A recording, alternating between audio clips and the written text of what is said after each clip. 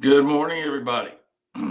Happy Sunday, and welcome back to the Aramaic Gospel channel. My name is Steve Conover, and I love doing this on Sunday mornings. I love getting up early and feeding my animals and enjoying my amped coffee. So, before we get started, cheers. Still working on my podcast studio behind me. Next, I have to float and tape the walls and put up my acoustic foam and other really cool stuff, but probably going to keep my music backdrop. I like it. But we're going to continue discussing the subject of, you ready? We're the subject of the metaverse. And if you haven't seen my last video on the metaverse, I'm not going to tell you to stop watching this one and go watch it like all the other cats do, but you might want to watch it because it gets into a little bit more about why the subject of the metaverse triggers us because of the boogeyman that's been created by it, when the reality is the metaverse has been here for a long time. And I'm going to have to put my glasses back on because I want to share my screen with you. I'm going to share my screen with you real quick and show you something.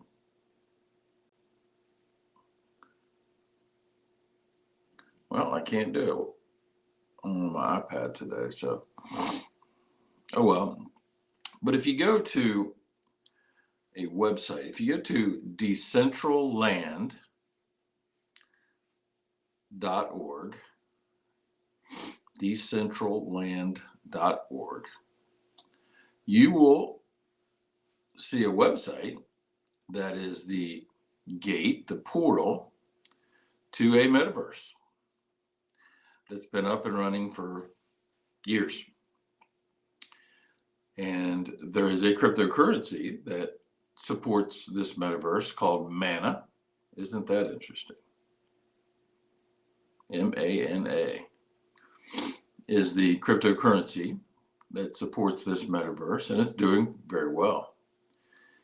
And but all cryptocurrencies are doing well right now, which brings me to what I want to talk about this morning. So what we're watching play out is something that has played out many times over human history.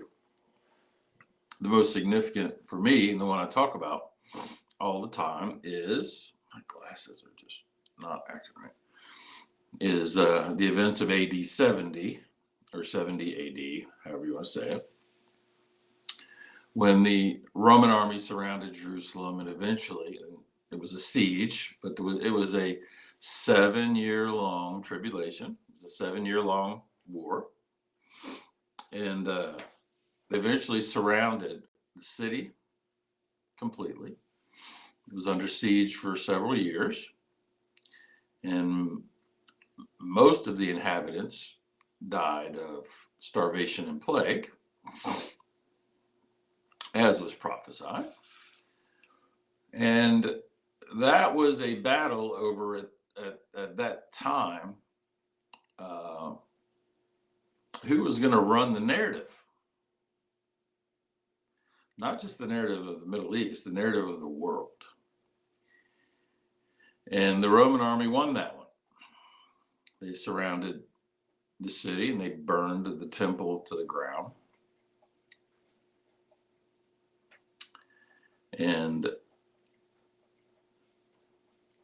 the temple was comprised of gold-plated stones, which melted. And the Roman army picked apart every stone, removed every stone, and dug up every ounce of gold that melted. Thus the prophecy, not one stone will be left upon another. But now we have a technological, a spiritual 80-70 happening right now. And if you felt surrounded and under siege for the last couple of years, welcome to AD 70. But here is where the Roman entity of our age, the elite, some people call them the reptilian elite that run the world, have missed the train. Because if you go look at Decentraland, and there's others, and if you understand what cryptocurrency is, true cryptocurrency, the train has already left the station. And there is a decentralized, technological, and I say spiritual, force that has been coming for basically the last 7 years. A little bit longer, but so when you see Facebook change its name to Meta, and you see the commercials now on TV about the new Metaverse coming and how much fun it's going to be, I want you to think about this and ask yourself this question. If you have a choice between a metaverse to play in, because let's just be honest, you're probably watching me on a screen of some kind, not a TV screen, but a tablet or phone, and much of your life revolves around this technology now. The human evolution, the evolution of the soul, the evolution culturally involves technology, the internet, being virtually connected to people. So if you have a choice between because if I use metaverse, it's gonna trigger some people. But if it's summertime and you want to go to a public swimming pool like we have here in our park, and you literally have a choice, on one side of the street is a park that's run by the government, and it's not really fun, and it's very segmented, and only certain people are allowed to do certain things, like until you pass certain tests, you have to stay in the baby pool, and then you're allowed to go to the intermediate area where there's the rope across between the intermediate area and the deep end with the white balls.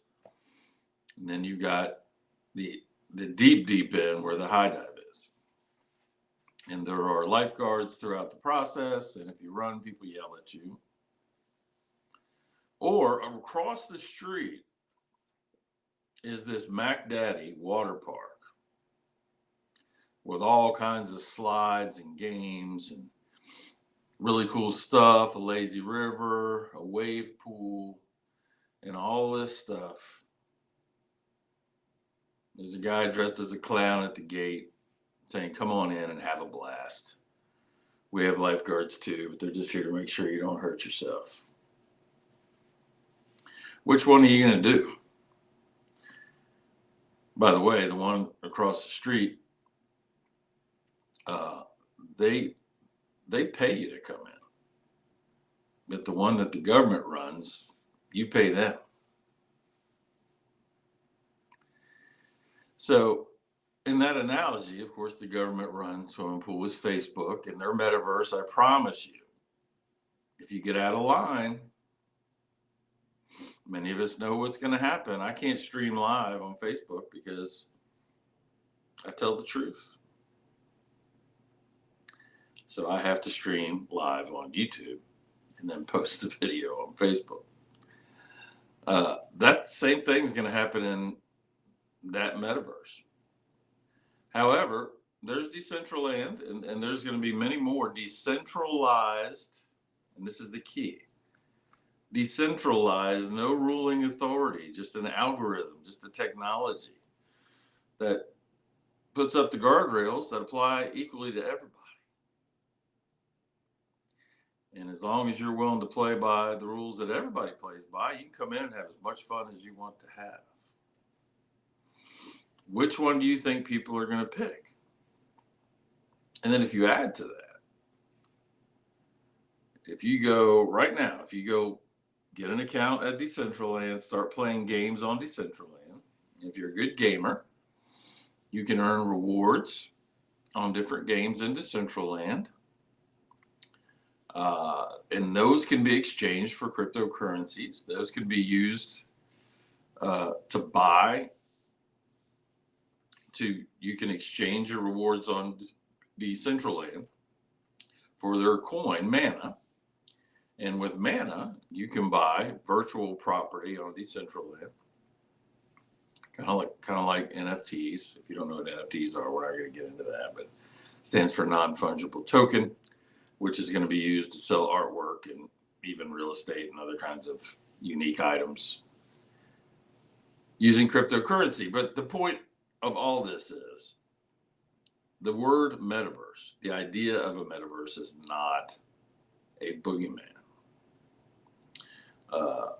Jeff Zuckerberg probably likes the idea that he's a boogeyman. He probably loves the idea that the religious community, even the spiritual community, even the truth-seeking community thinks that the metaverse is a boogeyman.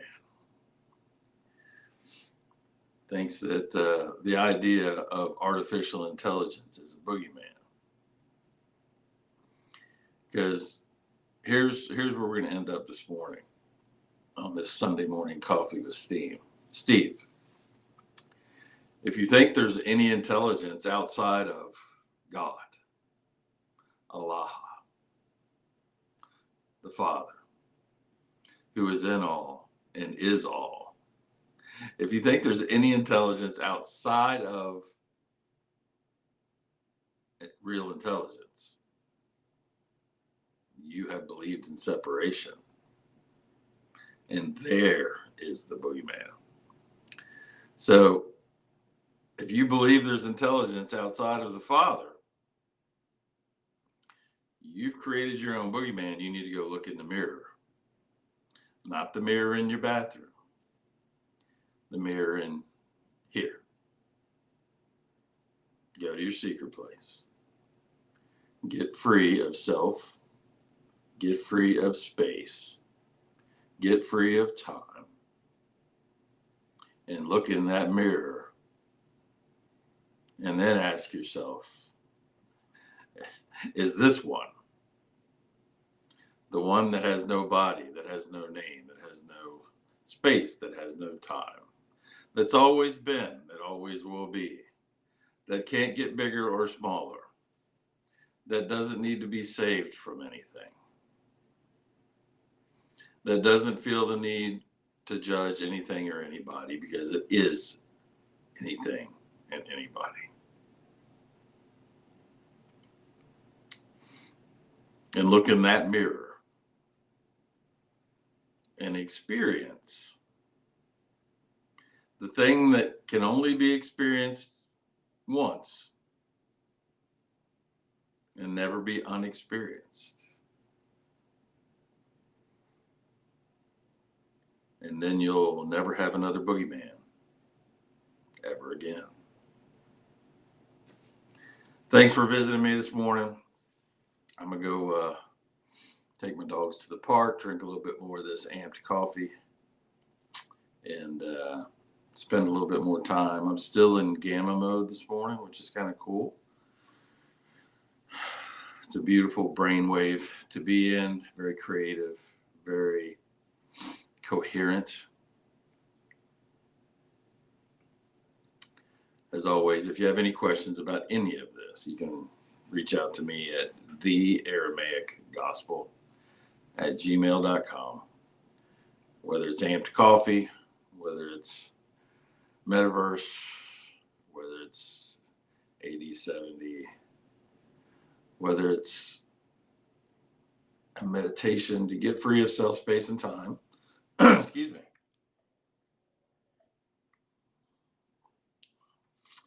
I will not evangelize to you, and I will not tell you what to see, but I will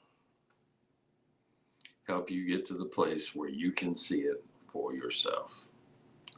I love you. Have a great day.